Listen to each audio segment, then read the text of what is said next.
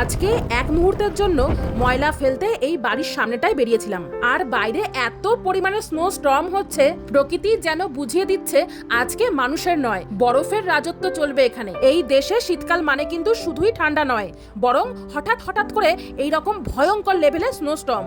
আর এই গাছগুলোর ওপর জমে থাকা সাদা বরফগুলো দেখে মনে হচ্ছে না যেন একটা বিশাল বিশাল আইসক্রিম এগুলো? এই সামনে থেকে তো দেখতে এইরকমই লাগছিল।